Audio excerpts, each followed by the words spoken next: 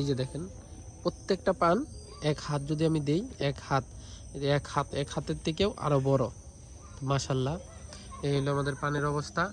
আকাশের অবস্থাটা দেখেন, মানে প্রতিটা দিন বৃষ্টি আসবেই, বৃষ্টি ছাড়া রক্ষা নাই একটা দিনও। ঈদের ছুটিতে বাড়িতে আসছি, ভাবছিলাম যে কিছু কাজ কাম করবো, কিন্তু কোনো ব্যাপার না।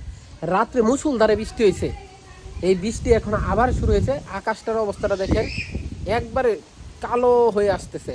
এই হলো অবস্থা, মানে বৃষ্টি এবার আর থামবে না। বৃষ্টির কারণে মানুষ কিছুই করতে পারতেছে না। এদিকে রাস্তায় এখনো অনেক খেয়ার পরে রয়েছে, মানে শুকাইতে পারতেছে না, ধান তো শুকাইতে পারতেছে না। এই হলো অবস্থা। হ্যালো গাইজ, সবাই কেমন আছেন? আসেন আজকে আপনাদেরকে আমি আমাদের পান ক্ষেত দেখাবো।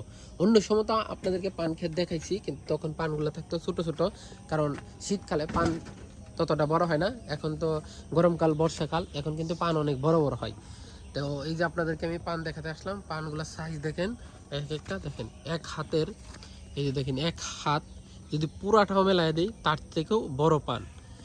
এই যে পান, পান কিন্তু শুধু বড় হলে হয় না, এটা কিন্তু এই যে এবং বলি বলতে গেলে মোটা থাকতে হবে, থিকনেস বেশি থাকতে হবে।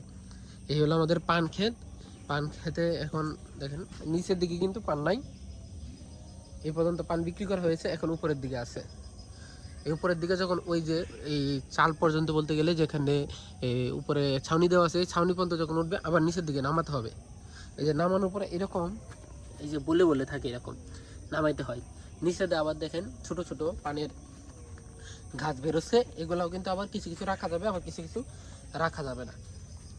এই পাশে আবার আমার আরেকজন চাচা, উনি নতুন করে বড় দিছে, দেখেন ওইখানেও কিন্তু মোটামুটি পান হওয়া শুরু করছে।